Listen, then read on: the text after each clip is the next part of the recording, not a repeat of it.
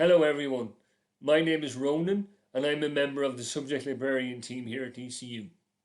Today we're going to look at a really important element of research, critical thinking skills. Welcome to DCU Library. This tutorial will focus on critical thinking, which is an important component of both your academic journey and your daily life. We will learn about what critical thinking means and what questions to consider when researching information sources.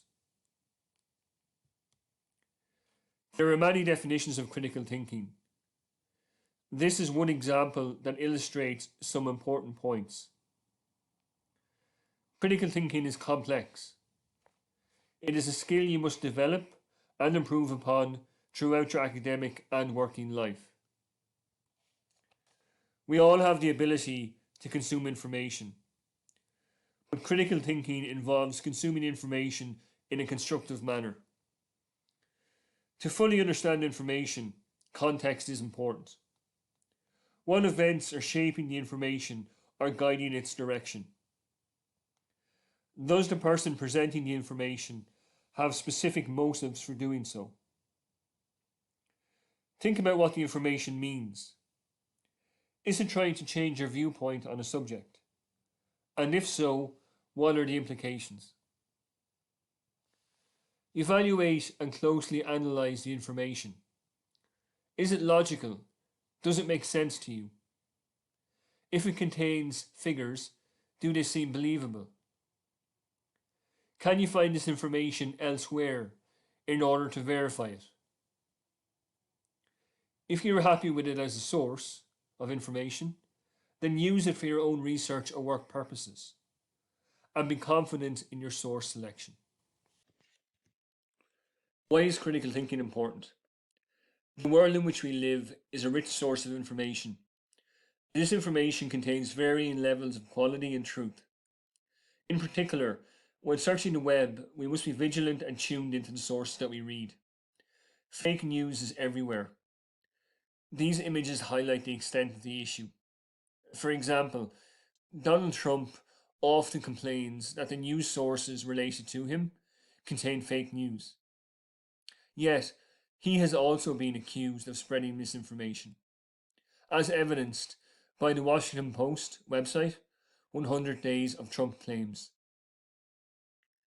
These images also highlight the growing problem that we face as researchers and information seekers. It's becoming quite difficult to determine fact from fiction, a good source from bad, and critical thinking skills are much more important now than ever previously.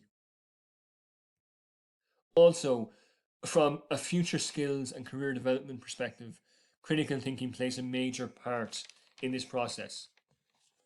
In 2013, Deloitte published a report examining the importance of future skills. Critical thinking featured prominently. It can also be argued that this importance has increased dramatically since the report was published. Furthermore, in 2016, the Department of Education and Skills published the National Skills Strategy 2025 and highlighted the urgency to develop graduates who can think independently and creatively. Critical thinking is the key here. These are some of the important elements of critical thinking. Number one, using reflective skepticism to ask constructive questions of sources that you hear, see, and read. Essentially, don't accept information at face value. Question the sources, examine the background and the context. Number two, recognizing techniques used to make positions more appealing than others, such as logical fallacy. In other words, this is an error in reasoning that might sound impressive but proves absolutely nothing. Number three, comparing, contrasting, and evaluating opinions and approaches. When examining a story or piece of research, try to find other credible sources that also support the facts presented. Also, seek the other side of the argument and examine sources that might provide counterclaims. This is especially important in academic research. Number four, recognize instances of bias, both personal and other. Bias is a form of prejudice, an unwillingness to examine information objectively. This is a big problem with internet-based sources. Number 5, the ability to think independently, argue, and communicate your opinion in a reasoned way. When writing, critical thinking plays a role in how you find, present, and argue using your information sources. It is a developed skill which takes time to master. A presidential election is a good example of the use of language and persuasion and your ability to critically analyze what's being said to you. It's up to you to determine who best represents your view in this case. Is what and how they're saying convincing? And using your ability to critically analyze information, do you believe it to be true? Be aware that the use of language can be very persuasive, even if it seems to be very basic. The video contained within the link relates to the use of language by Donald Trump. It's worth a watch, and remember that he did ultimately become President of the United States. Here are some questions to consider when evaluating sources, especially web content. Number 1, target audience. Who is it aimed at? Is the information source aimed at a specific group of people?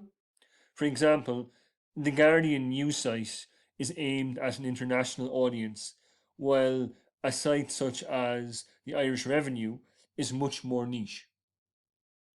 Number 2, authority. Is the source credible? What is the background of the author? If it is an individual, do they have verifiable credibility as an author or subject expert? If, for example, it is a government organization, does this suggest increased credibility? Number 3, accuracy. Are there any obvious spelling mistakes? Is the information source coherent and correctly constructed? Has it elements of proofreading? Number 4, objectivity. Do you notice any obvious bias? Is the author clearly trying to persuade you via a one-sided argument? Number 5, factual. Does the author provide evidence to support their claims? If an author is taking a position on a particular subject and trying to persuade you of their argument, they should provide evidence to support that claim. This should be easily verifiable and present within the source itself. News sources can also be a good option when researching current information and trends.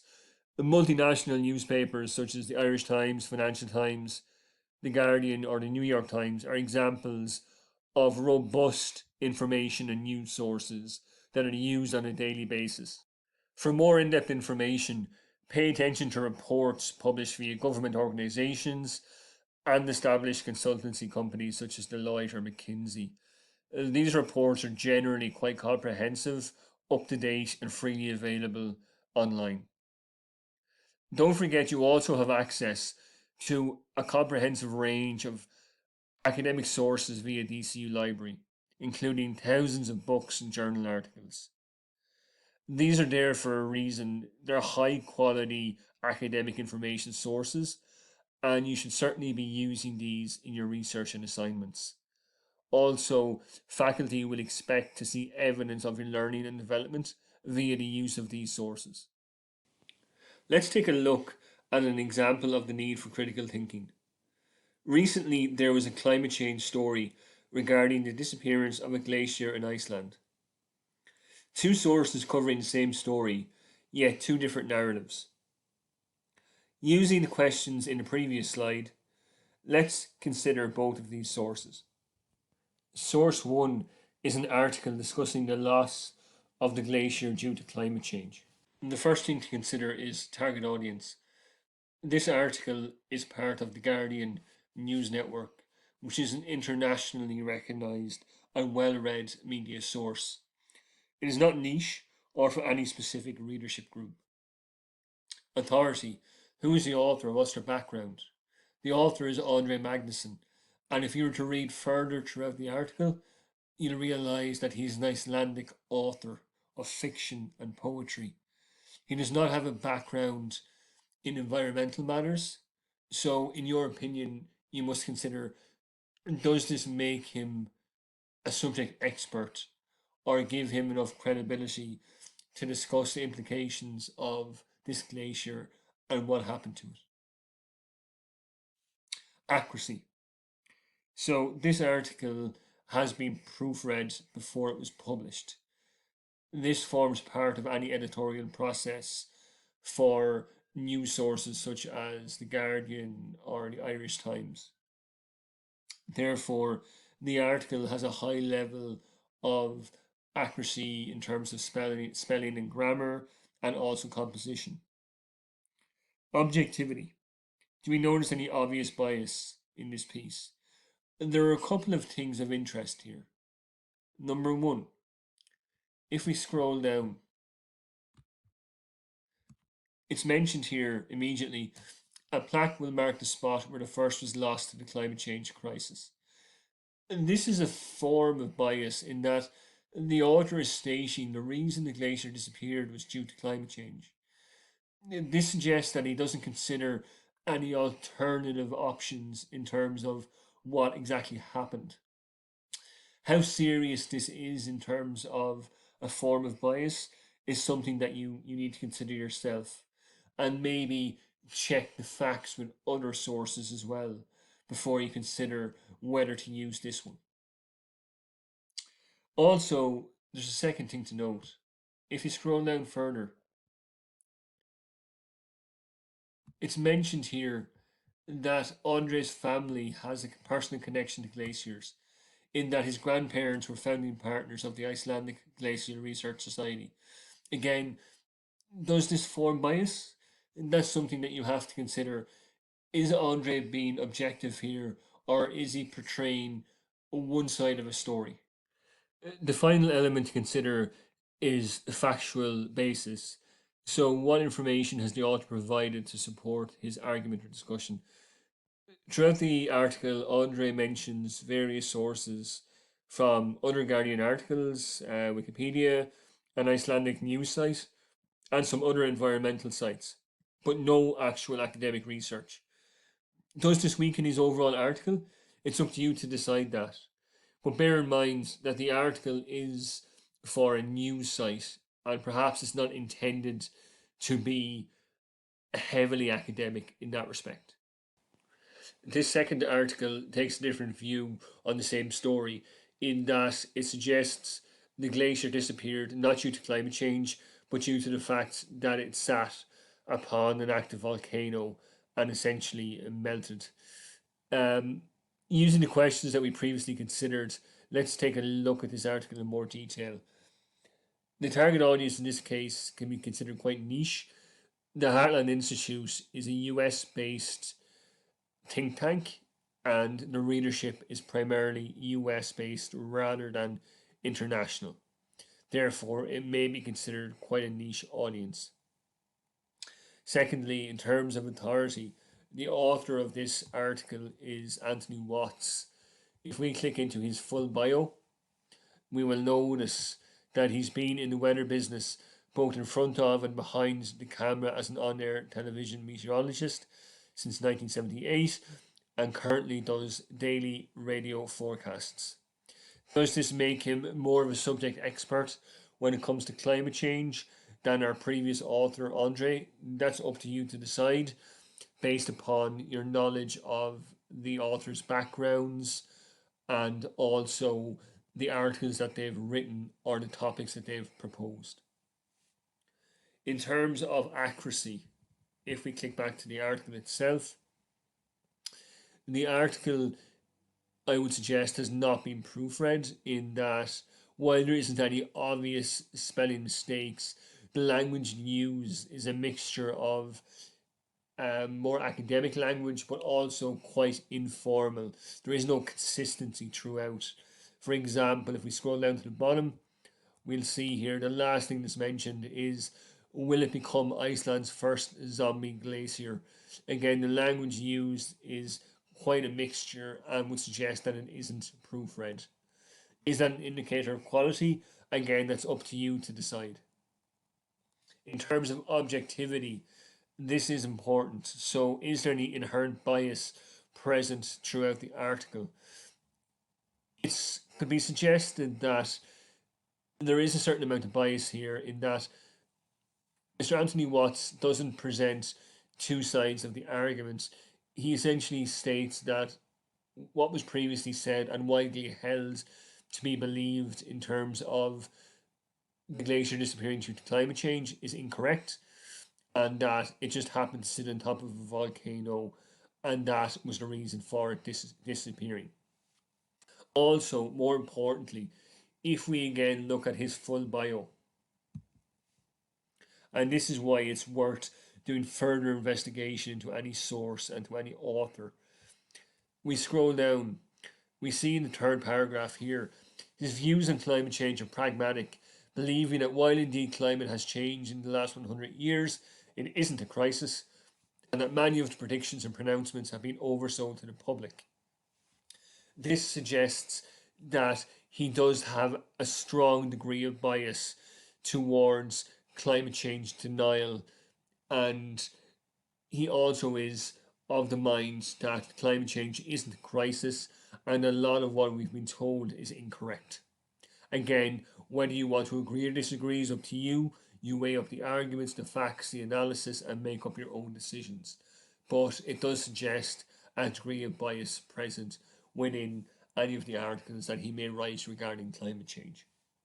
Finally, then, in terms of factual information, similar to our previous article, Anthony does provide certain links to external sources here throughout the article, including Rice University, the US Geological Survey, the Snow and Ice Data Center, and also some of his own blogs. Again, these sources are not heavily academic. They're really there to support and provide context to what he's trying to say. The quality of these sources is really up to you to determine yourself by a process of evaluation in more detail. The reason I've chosen both of these sources to finish off in terms of this analysis is, I mentioned at the start, The Guardian is very well known and very widely read, whereas the Heartland Institute isn't. So, given that the Heartland Institute isn't as well known, it would be worth doing deeper analysis into its background. The one thing to note is that when you read about it, you will see that the prefix for the website is heartland.org, which suggests that it's a not-for-profit website by the .org prefix. This then raises questions as to where does the funding for the website come from. If you do a search for the Heartland Institute and The Guardian, it throws up an interesting result. Straight away we see there's an article from 2012 from The Guardian that exposes how the Heartland Institute is actually funded by large multinational corporations in the petroleum and gas industry. And more importantly, that the website essentially acts as a climate change denial website. So its remit and its business is to make readers believe that climate change isn't an issue, it's not a crisis, and that what we've been told isn't true. This is really an example of how careful you have to be when you're researching information online. While a company or organization might first appear to be legitimate or to be quite heavily research based, you have to look at the information behind that and really determine yourself, is it fit for purpose and is it suitable for your needs, or are there things that you need to be aware of or dangers that you need to identify before using that source?